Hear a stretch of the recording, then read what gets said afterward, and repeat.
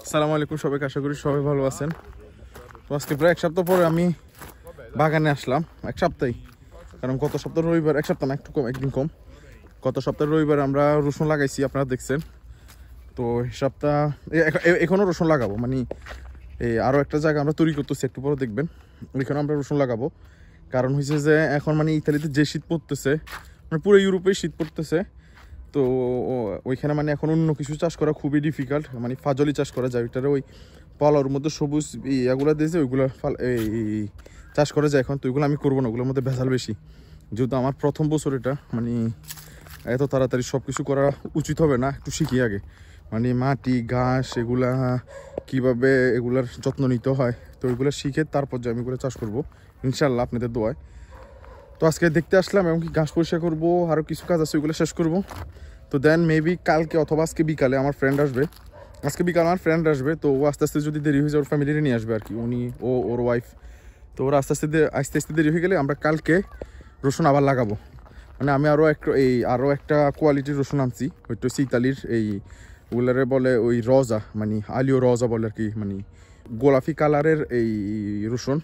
তো ওগুলো একটু বড় হয়। তো আমার ছোটো ভাই যে ও আরও একটা পদের রসুন আনবে, এত বড় বড়। তো দেখা যাক।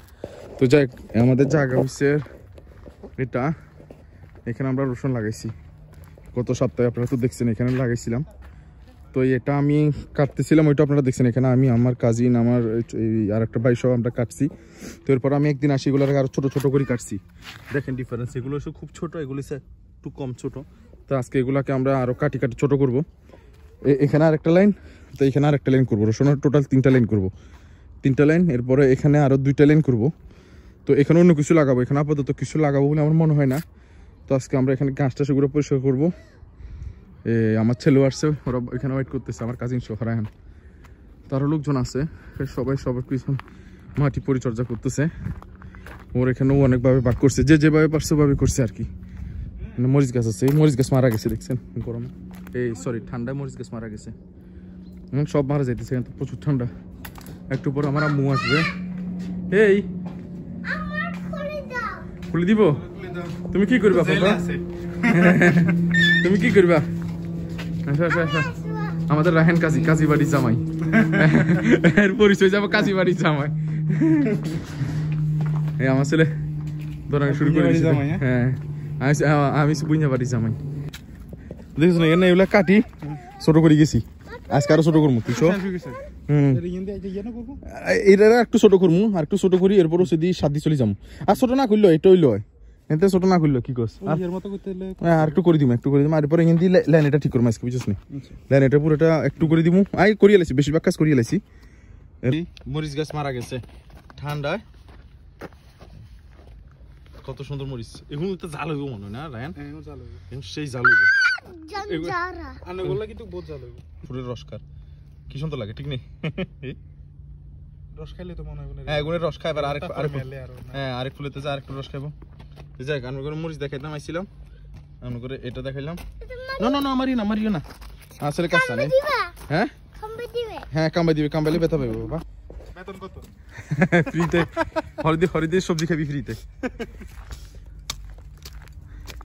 এটা আমাদের কাজী বাড়ি জামাই। হ্যাঁ, কামলাদের বদিল্লা আন্দাজ পশ্চিম দিকে, তো পশ্চিমা বদিল্লা আন্ডা হরিদি ফান্তাবাদ, আর এই পেঁয়াজ আর মরিচ দিম বত্তা দি, ঠিক আছে না? হ্যাঁ পাপা, এটা কে? চাচু বদিল্লা, পাপা বদিল্লা। হ্যাঁ হ্যাঁ, মালিক বড় ছেলে, দেখছো? দেখা তো নিচে। কষ্ট হয়েছে না বাবা? কষ্ট হয়েছে? হ্যাঁ, আবার একটা আয় আর শতানি করি কই যে,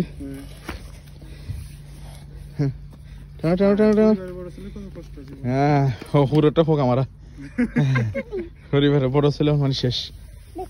ডিপেন্ড করে তোর পরিস্থিতি, ফ্যামিলির অন্যান্য সবাই, সবকিছু মিলে ডিপেন্ড করে। হ্যাঁ, হয়েছে। হ্যাঁ, দাও।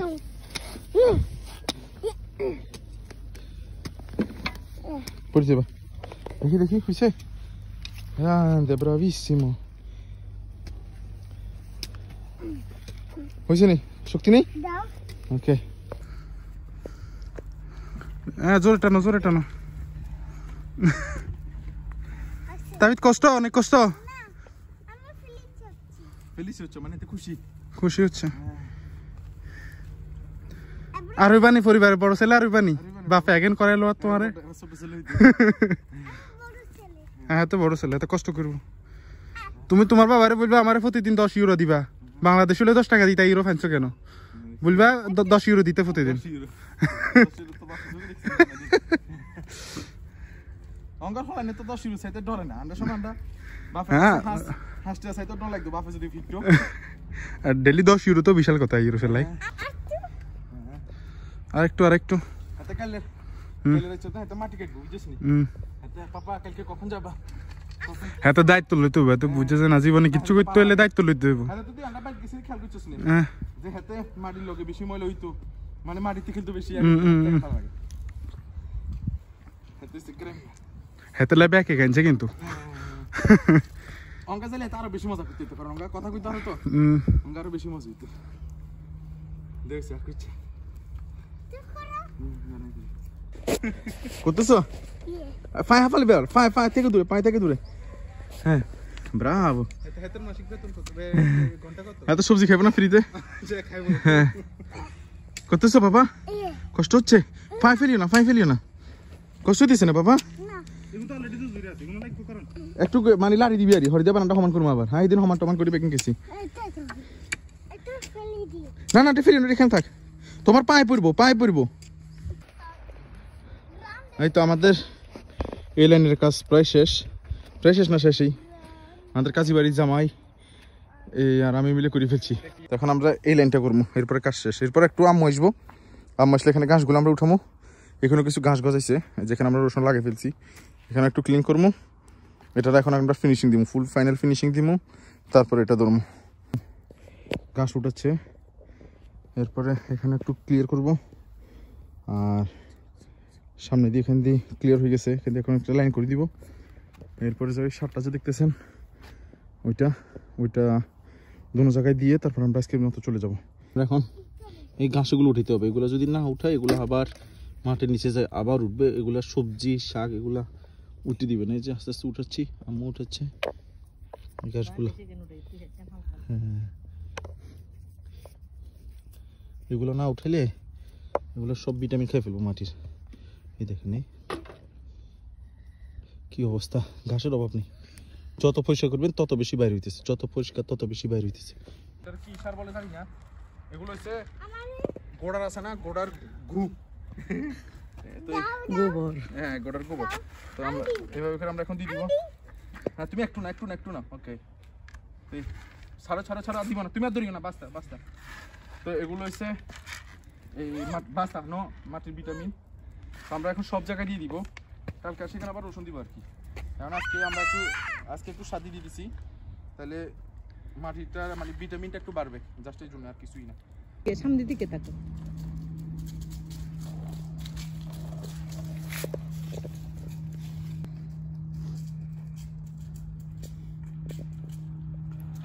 গ্রান্ডে তুমি এইদিকে দেখো সামনে দেখো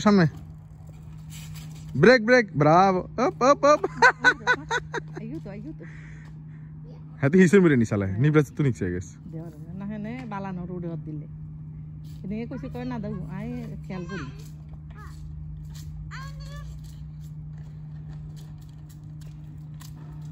রতনা তাই বারে দিয়ে দিছো ধরে ব্রাভো